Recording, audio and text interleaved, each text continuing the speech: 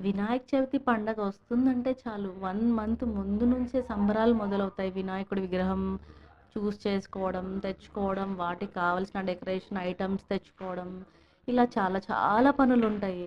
వినాయక చవితి కోసమని చాలా చాలా వెరైటీ విగ్రహాలు కూడా తయారు చేస్తున్నారండి. ఇంకా ఏడుగురాల మీద వినాయకుడైతే ఎంత చక్కగా ఉన్నాడో! ఎక్కడో కాదండి మన కర్నూల్‌లోనే. మించిన్ బజార్‌లో అమ్మవారి గుడి దగ్గర వినాయకుడి విగ్రహం ఉందండి. అసలు 2 కళ్ళు చాలవనుకోండి. పైగా మ్యూజిక్ కూడా వస్తుందండి గుర్రాల అరుపులతో.